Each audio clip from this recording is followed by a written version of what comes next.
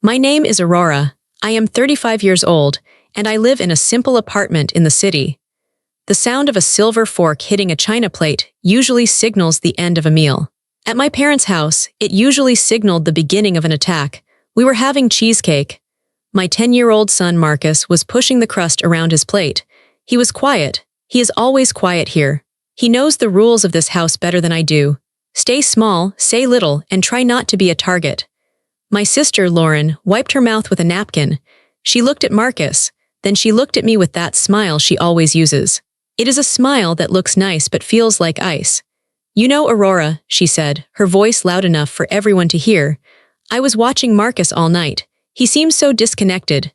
She took a slow sip of wine and smirked over the rim of the glass. Maybe if your son had 2 parents, he wouldn't be such a mess. The room went deadly silent. I looked at my mother. She didn't scold Lauren. She just nodded as if Lauren had stated a simple fact like the weather forecast. I looked at my father. He kept eating, refusing to make eye contact. Then I looked at Marcus. His ears turned bright red. He put his fork down gently and shrank into his chair, trying to disappear. For 4 years since my husband died, I have swallowed every insult. I have stayed silent to keep the peace. But looking at my son's humiliated face, I felt something inside me harden. It wasn't anger. It was resolve. Peace is expensive. And tonight, I decided I was done paying for it. But before I tell how everything, flip like and subscribe and tell me in the comment where are you watching from. My name is Aurora. I am 35 years old. To understand why that dinner was the end, you have to understand the beginning. You have to understand the last 4 years of my life. It started on a Tuesday. Tuesdays are supposed to be boring. They are supposed to be for grocery shopping and laundry. But that Tuesday was the day 2 police officers knocked on my door. They took their hats off. I knew right away. You don't take your hat off for good news. They told me my husband, Greg, was gone. A truck had swerved. It was instant. That was the moment my life broke into 2 pieces, before and after. In the before, I was just Aurora. I was happy. Greg and I weren't rich, but we were solid. We paid our bills. We went to the movies on Fridays. We laughed a lot. We were building a good life for Marcus. In the after, I became something else to my family. I became poor Aurora. I became a project. I became a charity case. At the funeral, my sister Lauren didn't hold my hand. She didn't ask me how I was breathing when it felt like there was no air in the room. Instead, she stood by the casket and told everyone how strong she was for supporting me. She wore a dress that was a little too tight, a little too fancy for a funeral. She cried loudly, even though she and Greg had never really gotten along. She made sure everyone saw her tears. My mother patted my back. It wasn't a comforting pat. It was a heavy, rhythmic thud, like she was trying to burp a baby. Don't worry, Aurora, she said in front of the neighbors. We will make sure you don't end up on the street. We know Greg didn't leave you with much. She said it loud enough for the whole room to hear. Shame washed over me, hot and prickly. Greg had left me with life insurance. He had left me with love. But to them, without a husband, I was instantly a failure. For the next 4 years, this became the pattern. I moved into a smaller apartment. It was a choice. I wanted to save money. I wanted to be smart. I wanted to put money away for Marcus's college. But my family decided I moved because I was destitute. Oh, look at this place, Lauren said the first time she visited. She didn't take off her shoes.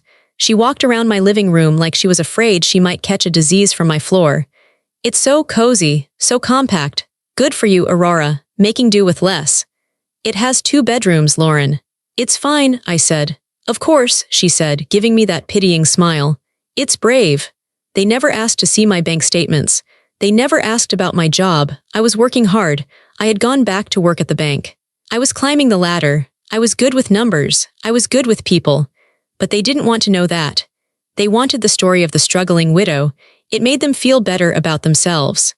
Every Sunday, we went to my parents' house for dinner. And every Sunday, it was a lesson in how to be small. They treated Marcus like he was broken, too. Here, Marcus, my father would say, handing him $5. Go buy yourself a candy bar. I know your mom can't do much for you right now. I wanted to scream. I bought Marcus candy. I bought him video games. I bought him new sneakers. But I couldn't say that. If I said that, I was being ungrateful. If I said that, I was being difficult. So I swallowed it. I swallowed the anger like a pill that got stuck in my throat. Lauren was the star. Lauren had a husband, David. David was in sales. He drove a big leased car. Lauren stayed home. She was a homemaker. According to my mother, this was the highest calling. Lauren had 2 kids, twins, a boy and a girl. They were perfect. They took piano lessons. They took French lessons. They wore matching outfits for holiday cards. Lauren is just so capable, my mother would say while we washed dishes. She keeps such a beautiful home. It's a lot of work managing success. Then she would look at me, scrubbing a pot. But you're doing your best, Aurora, we know that. My best was never enough. My best was invisible. The insults were never direct. That's the thing about polite cruelty. If you call them out on it, they call you crazy. They say you are too sensitive. For example, last Christmas, Lauren gave me a gift card to a grocery store. I just thought, she said in front of everyone, that this would help with the essentials. You know, milk, eggs. So you don't have to worry this month. I was wearing a silk blouse I had bought for myself with my bonus check. A bonus check that was $5,000. But I took the $50 gift card. I said thank you. See, my father said, nodding at Lauren. Your sister is so thoughtful. You should be grateful, Aurora. Grateful. That was the word they used to chain me down. Be grateful we feed you on Sundays. Be grateful we tolerate your sad little life. Be grateful we let you sit at the table with the winners. I looked at Marcus during those years. I saw him changing. He used to be loud. He used to run and jump. But in that house, he became a shadow. He learned that if he spoke, someone would correct him. If he laughed, someone would tell him to settle down. He needs a father figure, David would say, clapping a hand on Marcus's shoulder, a little too hard. Boy needs to toughen up. He's too soft, too much time with his mother. Marcus would look at the floor. He would look at his shoes. It broke my heart every single week. But I kept going. I told myself it was for the family. I told myself that having grandparents was important for Marcus. I told myself that eventually they would see the truth.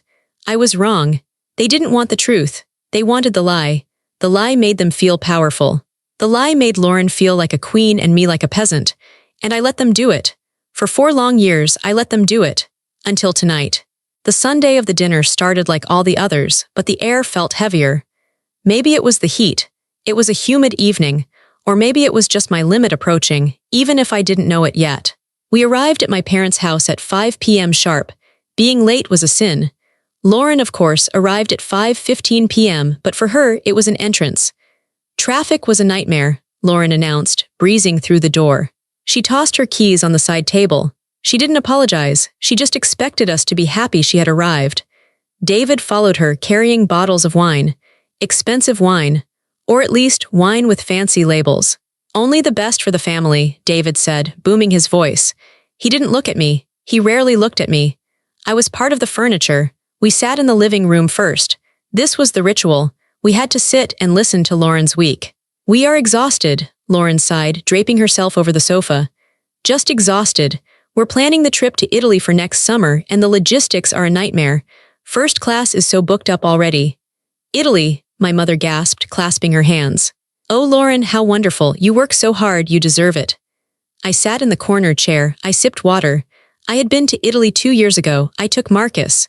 We went to Rome and Florence. We ate gelato every day. I paid for it in cash. I never told my family. I knew if I told them, they would say I was being irresponsible with my pennies. So I let them believe I had gone camping. Aurora, Lauren said, turning to me. I can probably bring you back a souvenir, maybe a keychain or something. That would be nice, I said. My voice was flat. Then we moved to the dining room. The table was set with the good china. My mother had made a roast. It smelled rich and salty. The conversation continued to revolve around Lauren.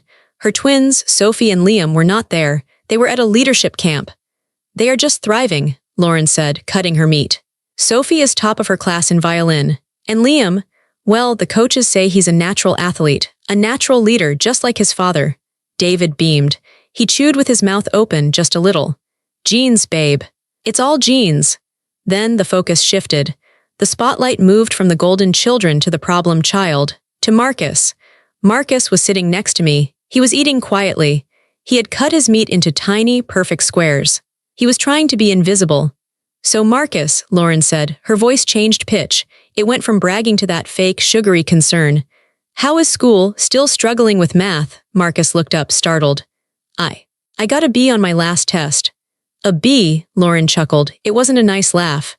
Well, that's passing, I suppose. Sophie got an A+, but she studies with a tutor 3 times a week. I guess you don't have those resources. He's doing fine, I said. I tried to keep my voice steady. He's on the honor roll. Honor roll? My father scoffed. He reached for the bread. Honor rolls aren't what they used to be, Aurora. They give those out to everyone now, participation trophies. It's not a participation trophy, Marcus said softly. I worked hard. Speak up, son, David barked. Don't mumble, men don't mumble, Marcus flinched. He dropped his fork. It clattered loudly on the plate. See, Lauren said, gesturing with her wine glass. He's so jumpy, he's so withdrawn. This is where the conversation usually ended. They would make their dig, and I would change the subject. I would ask about the weather, I would ask about the garden. But tonight, Lauren didn't stop. She was drunk on her own superiority. She wanted more. I was talking to my friend Susan the other day, Lauren said, looking around the table to make sure she had everyone's attention. She's a child psychologist. I described Marcus to her. My blood went cold. You talked to a stranger about my son. She's not a stranger, she's a professional, Lauren snapped. And she agreed with me. She said boys raised by single mothers often have these deficits. They lack confidence. They lack drive. They end up like Marcus. Lauren, I said, a warning tone entering my voice. I'm just trying to help Aurora, she exclaimed, looking at our parents for support. Someone has to say it. You're too soft on him. You're babying him because you feel guilty about Greg. That is enough, I said. Is it? Lauren leaned forward. Her eyes were cruel. Look at him, Aurora. He can't even look me in the eye. He's 10 years old and he acts like a frightened rabbit. Maybe if your son had 2 parents, he wouldn't be such a mess. That was the moment. The room went silent. My mother nodded.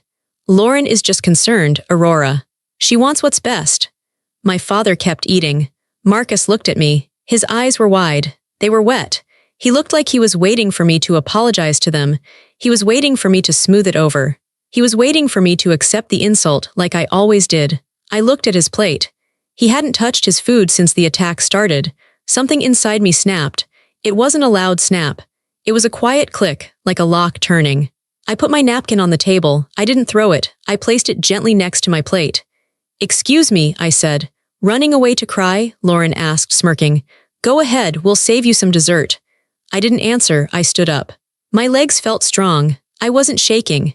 For the first time in 4 years, I wasn't shaking. I walked out of the dining room. I walked to the hallway where I had left my purse. I wasn't running away.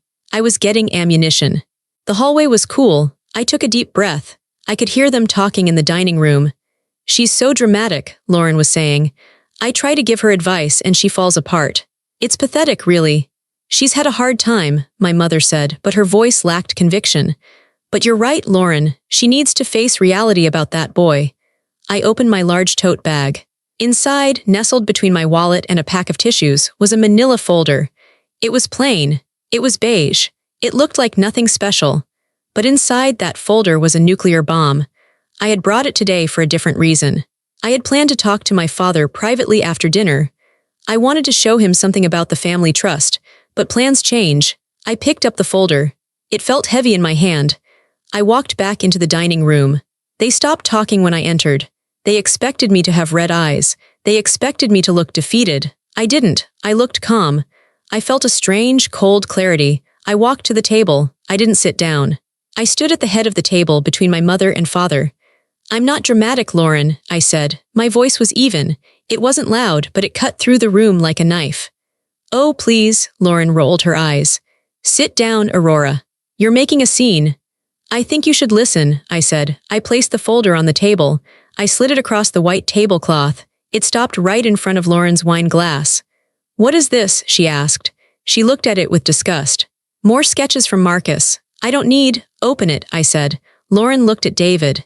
David shrugged. He looked bored. Lauren sighed an exaggerated, theatrical sigh. She opened the folder. The first page was a letter.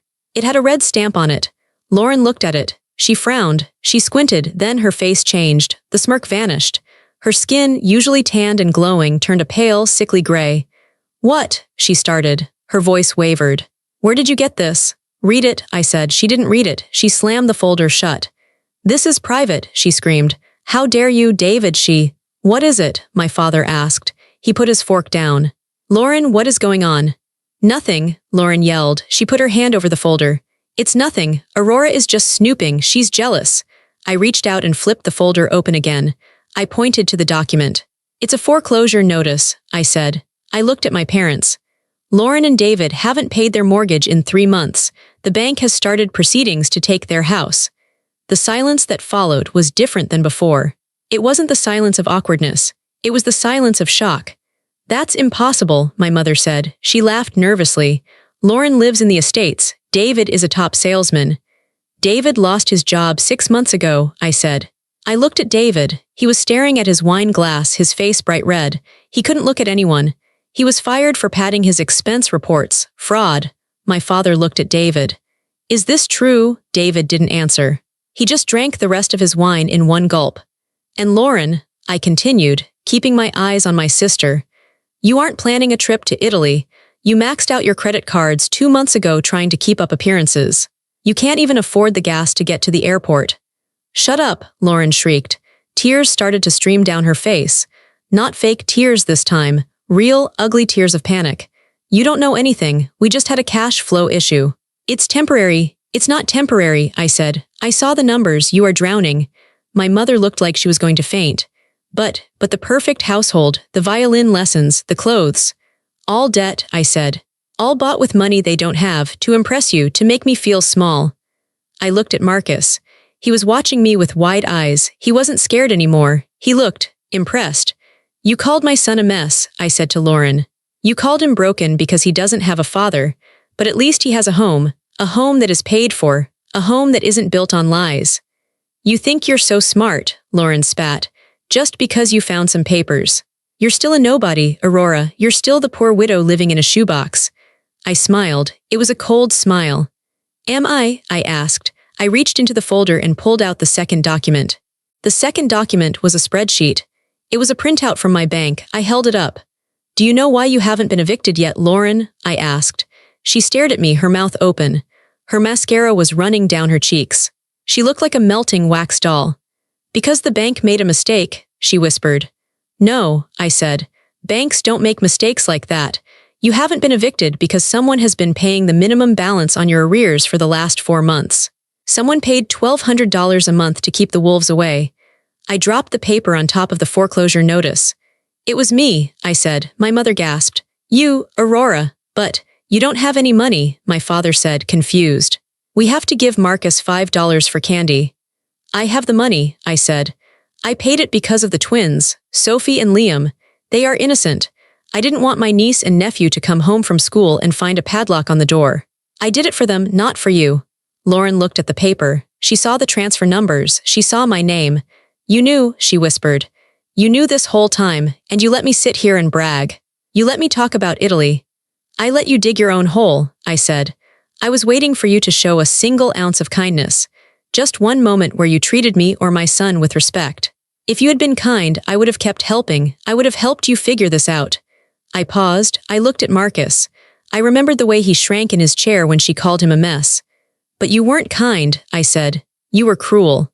You used my son's pain to make yourself feel big. I took a deep breath. This was the part that was going to hurt them the most. This morning, I said, my voice steady, I called the bank. I told them to reverse the last 4 payments. I told them they were unauthorized transfers. David's head snapped up. You did what? I reversed the payments, I repeated. Since you like to talk about 2 parents managing a household, I figured you 2 could handle it. No, David said. He stood up. He was panic-stricken. Aurora, you can't. If those payments are reversed, the total arrears hit immediately. We'll be in default, immediate default. I know, I said. I'm a loan officer. I know exactly how it works. How much? My father asked. His voice was shaking. How much do they owe now? I looked at the paper. I didn't need to look. I had the number memorized. $18,662, I said. Due immediately. Or the sheriff comes on Tuesday. The number hung in the air. $18,662. To my parents, who thought I was destitute, it was an impossible number. To Lauren and David, it was a death sentence for their lifestyle. You have to fix it, Lauren pleaded. She reached out and grabbed my arm. Her grip was desperate. Aurora, please, reauthorize the payments. I'll pay you back, I swear. Don't let us lose the house. Think of the twins. I pulled my arm away. I brushed the spot where she had touched me. I am thinking of the twins, I said. Maybe if they have parents who are honest, they won't grow up to be bullies. Mom. Dad, Lauren shrieked, turning to our parents. Make her fix it, she's ruining us. My mother looked at me. She looked different. She didn't look at me with pity anymore. She looked at me with fear. She realized she didn't know the woman standing in front of her. She didn't know me at all. Aurora, my mother said softly. This is too harsh. We are family. Family, I laughed. It was a short, dry sound. Family doesn't humiliate a 10-year-old boy at dinner. Family doesn't kick a widow when she's down just to feel tall. I looked at my father. You agreed with her, Dad. You nodded when she insulted Marcus. You let it happen. He looked down at his plate. He couldn't meet my eyes. So don't talk to me about family, I said. The only family I have to worry about is standing right there. I pointed to Marcus. And Marcus, I said, looking at my son, is done being your punching bag. I turned back to Lauren. The money is gone, Lauren. It's back in my account. You have until Tuesday to find $18,000. Maybe you can return those designer shoes you're wearing. That might cover the interest. The room was silent again. But this time, I wasn't the victim. I was the one holding the cards, and I wasn't done yet. I had one more truth to tell. The truth about who I really was. The silence in the room was heavy. It felt like the air had been sucked out. Lauren was still staring at the bank papers, her face pale. David was looking at the floor, defeated. My parents were looking at me like I was a stranger who had just walked in off the street. But I wasn't done. The money was just the beginning. The money was the weapon I used to get their attention. Now that I had their attention, I was going to talk about what really mattered. I turned my back on Lauren and looked at my mother. You are shocked about the money, I said. You are shocked that Lauren is broke and I am the one paying her bills. But you shouldn't be shocked. You should be ashamed. My mother blinked. Ashamed? Aurora, we didn't know. I'm not talking about the money, I interrupted her. My voice was calm, but it felt hot in my throat. I am talking about Marcus. I walked over to Marcus's chair. I put my hand on his shoulder. He flinched at first, then he relaxed. He leaned into my side. He needed to know I was there. He needed to know I wasn't going to let them hurt him anymore. For 4 years, I said, looking around the table, I have sat in this room and watched you tear my son apart. You didn't use fists. You used words. You used looks. You used silence. We love Marcus, my father said weakly. He's our grandson. Do you? I asked. Do you love him, or do you tolerate him? I pointed at Lauren. Tonight, you said he was a mess. You said he was half a family. You said that because his father died, he is broken. Lauren sniffled. She wiped her nose with a napkin. I was concerned. It's not normal for a boy to be so quiet. He is quiet because he is afraid of you, I said. He is quiet because every time he speaks, you correct him. You compare him to your children. You make him feel small so you can feel big. I took a deep breath. I was about to say something I had never told anyone. It was a secret that hurt me every single day. Last month, I said, my voice trembling just a little, Marcus came into my room at 2 in the morning. He was crying. I looked down at Marcus. He was looking at his hands. I squeezed his shoulder gently. He asked me a question, I continued. He asked me if his dad died because he was a bad kid. He asked if God took his father away as a punishment. My mother gasped. Her hand flew to her mouth. Oh no, that's terrible. Yes, it is terrible, I said. But do you know why he thought that? He thought that because of you, because of this family. I looked at David. You told him he needed to man up. You told him he was soft. You made him feel like his grief was a weakness. You made a 10-year-old boy feel like he wasn't enough of a man to deserve a father. David shifted in his chair. He looked uncomfortable. I was just trying to help the boy. He needs guidance. He doesn't need your guidance, I snapped. You are a liar and a fraud who can't even pay his own mortgage. What can you possibly teach my son about being a man? David's face turned purple. He opened his mouth to shout, but he closed it again. He knew I had the proof in the folder. He had no power here anymore. I turned back to Lauren. She was crying now. It was a soft, pitying cry. I didn't mean it like that, she sobbed.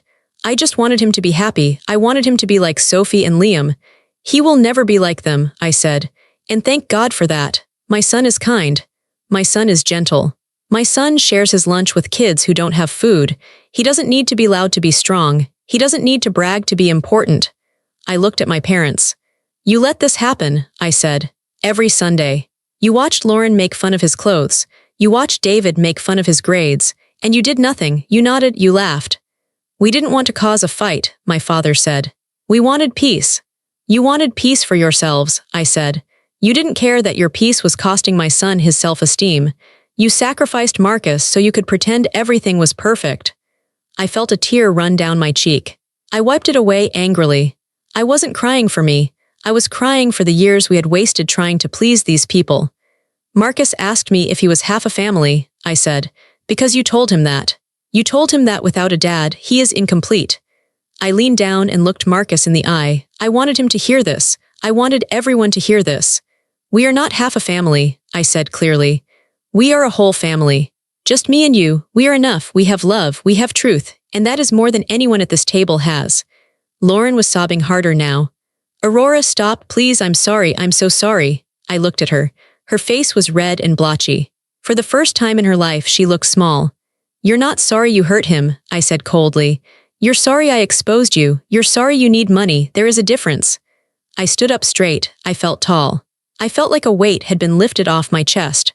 I am done defending him to you, I said. I am done explaining why he is quiet. I am done apologizing for his existence. He is perfect exactly the way he is. The room was silent. No one ate. No one drank. The roast beef sat cold on the platter. The expensive wine sat untouched in the glasses. I had broken the rules. I had shattered the picture of the happy family, and I didn't regret it for a second. My mother looked at me with confusion. She was trying to put the puzzle pieces together in her head. She looked at the foreclosure notice. Then she looked at my simple dress. Then she looked at my face. But Aurora, she said, her voice shaking. I don't understand. If you were paying Lauren's mortgage, where did you get the money? We thought you were struggling. You thought I was struggling because you wanted me to struggle, I said. It fit your story. Lauren was the success and I was the tragedy. It made you feel comfortable. I walked back to the head of the table. I picked up my glass of water and took a sip. It was cool and refreshing. I am not a bank teller, Mom, I said. I haven't been a teller for 3 years. But you work at the bank, my father said. You said you work at the branch downtown. I do work at the branch downtown, I said. I am the regional senior loan officer. I manage a portfolio of over $50 million. I approve loans for businesses. I approve mortgages for houses 3 times the size of this one. My father's jaw dropped. Senior loan officer, but you never said. I tried to tell you, I said.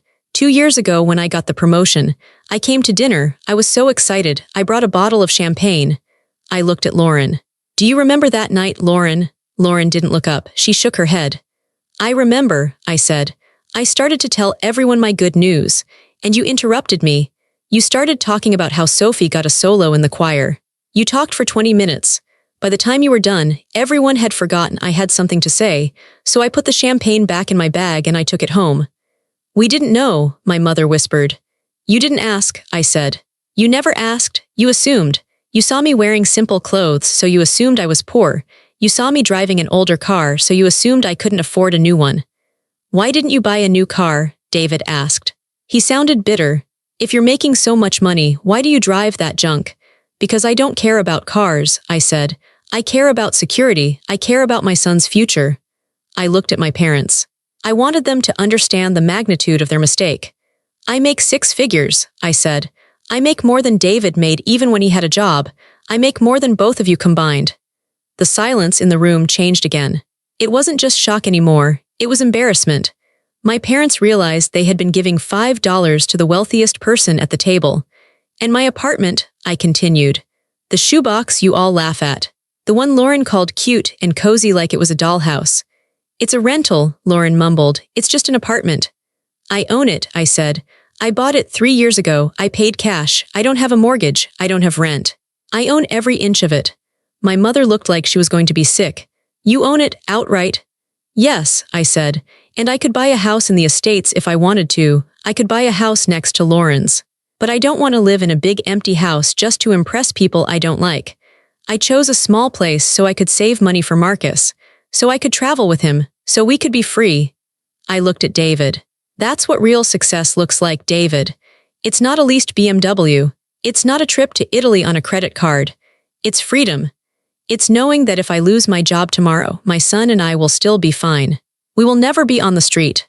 I saw the realization hit them. They had spent 4 years looking down on me. They had treated me like a charity case. They had felt superior because they had things and I didn't. But now they knew. The things were fake. Lauren's life was a house of cards. My life was built on stone. Why didn't you tell us? My father asked. There was hurt in his voice. Why did you let us treat you like that? I wanted to see who you really were, I said. If I had told you I had money, you would have treated me better. You would have respected me. But it would have been fake. You would have respected the money, not me. I paused. I wanted to see if you could love me when I had nothing. I wanted to see if you could be kind to Marcus just because he is your grandson, not because his mother is rich. I looked at them with sadness. And I got my answer. You couldn't do it. You couldn't be kind. You only respect power. You only respect money. Lauren looked up at me. Her eyes were desperate. She saw a lifeline. Aurora, she said, if you have so much money, if you are doing so well, then you can help us. You can fix this. Please, it's just $18,000. That's nothing to you now. She reached out her hand across the table. We are sisters. You can't let us lose the house. Think of how it will look. I looked at her hand. Her nails were perfectly manicured. They probably cost $50. Money she didn't have. I looked at her face. She wasn't asking for forgiveness. She was asking for a check. She hadn't learned anything. She still thought she was entitled to my help. I smiled. It was a sad smile. You're right, Lauren, I said. It is nothing to me. I could write a check right now and not even notice the money is gone. Her face lit up with hope. Then you'll do it. You'll help. I shook my head. I reached into the folder one last time. I pulled out my phone. I opened my banking app. I tapped on the savings account section. I turned the phone around and held it in front of Lauren's face. Then I showed it to David. Then I walked around and showed it to my parents. The screen showed a balance of $230,450. $230,000, I said. That is just my savings. That doesn't count my retirement. That doesn't count Marcus's college fund. My father stared at the screen. He looked like he was looking at a ghost. He had never seen that much money in one place. Aurora, he whispered. That's a fortune. It's security, I said. It's what happens when you don't spend money trying to look rich. I put the phone back in my pocket. I could save you, Lauren, I said. I could pay your arrears. I could pay your mortgage for the next year. I could save your house. I could save your reputation. Lauren nodded eagerly. Yes, yes, please, Aurora, I'm begging you. But I won't, I said. The hope on Lauren's face shattered. It turned into pure horror. What? Why, you have it. You just showed us. Because my son is watching, I said. I stepped back to Marcus's chair. I put my hands on his shoulders. He felt solid. He felt real. My son is watching me, I repeated. He is learning how the world works. If I pay your bills, if I save you after everything you did to him, what am I teaching him? I looked at Marcus. I would be teaching him that you can be cruel to people and still get rewarded. I would be teaching him that bullies win. I would be teaching him that money matters more than self-respect. I looked back at Lauren. I love my son too much to teach him that. But we're family, my mother cried. You can't just let them fall. They let themselves fall, I said. They spent money they didn't have. They lied, they judged. Now they have to face the consequences. I looked at David. You said Marcus needs to learn to be a man. Well, this is a lesson for you, David. A real man pays his own debts. A real man protects his family by being honest, not by stealing. David put his head in his hands. He was weeping. And you, I said to my parents. You chose a side. You chose the shiny, perfect family. You chose the lies. Now you have to live with that choice. I grabbed my purse. I grabbed the folder from the table. I didn't want to leave it there. I didn't want them to have anything of mine. Come on, Marcus, I said. We're leaving. Marcus stood up immediately. He didn't hesitate. He didn't look back at his grandparents. He didn't say goodbye. He just stood by my side, ready to go. Aurora, wait, my father called out. He stood up. He looked old. He looked tired.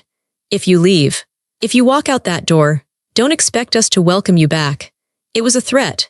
It was the same threat he had used my whole life to keep me in line. Do what we say or you are out. I stopped at the doorway. I turned around. I looked at the dining room. It looked like a battlefield. The fancy dinner was ruined. The family was broken. Dad, I said calmly, I'm not waiting to be welcomed back. I'm quitting. Quitting? He asked. I'm resigning from this family, I said. I'm firing you, all of you. You can't do that, my mother sobbed. I just did, I said. We won't be here next Sunday. We won't be here for Christmas. We won't be here for birthdays. I am taking my son, and I am taking my piece, and I am going home. You'll regret this, Lauren screamed. She was angry now, the begging was over. You'll be alone. You'll be a lonely old woman with nothing but your money. I won't be alone, I said. I have Marcus, and I have myself, and for the first time in 4 years I like myself. I opened the front door. The evening air rushed in. It smelled like rain. It smelled like fresh air. Goodbye, I said. I didn't slam the door. I closed it firmly. Click. It was the most satisfying sound I had ever heard. We walked to the car in silence. My car was a 5-year-old Honda. It was clean and reliable. It was parked next to David's leased BMW. The BMW looked aggressive and shiny. My car just looked like a car. I unlocked the doors. We got in. I sat in the driver's seat and put the key in the ignition, but I didn't turn it. My hands were shaking. Now that the adrenaline was fading, my body was reacting. I gripped the steering wheel tight to stop the shaking. I took deep breaths. In, out, in, out. I was afraid to look at Marcus. I was afraid I had scared him. I had never yelled like that before. I had never been so cold. I was afraid he would think I was mean. Marcus, I said softly. Are you okay? I turned my head to look at him in the passenger seat. He wasn't looking out the window. He was looking at me. His eyes were bright. There was a look on his face I hadn't seen in a long time. Mom, he said. I'm sorry about all that, I started to say. I know it was loud. I know it was scary. I shouldn't have. You stood up for us, Marcus said. He cut me off. His voice was strong. What? I asked. You stood up for us, he repeated. You told them to stop. I did, I said. I had to. They were wrong. I know, he said, but nobody ever tells them to stop. Aunt Lauren always wins. Grandpa always agrees with her, but today you made them stop. He looked down at his lap. He was twisting the seatbelt strap in his fingers. Mom, he asked.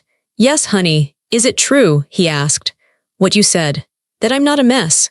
My heart broke all over again. I unbuckled my seatbelt and reached over to him. I grabbed his hand. Oh, Marcus, I said, look at me. He looked up. You are the furthest thing from a mess, I said. You are smart. You are funny. You are the best thing that ever happened to me. Dad would be so proud of you. He loved you so much. Aunt Lauren said. His voice trailed off. Aunt Lauren is unhappy, I said. She is unhappy with her life, so she tries to make everyone else unhappy too. Everything she said about you was a lie. She was just trying to hurt me. She said I have no dad, he whispered. You have a dad, I said firmly. He is in your heart, he is in your memories, and you have me. Am I not enough? Marcus smiled. It was a small smile, but it was real. You're enough, he said. You're really strong, Mom. You were like a superhero in there. I laughed. It was a wet laugh, full of tears. A superhero with a bank statement?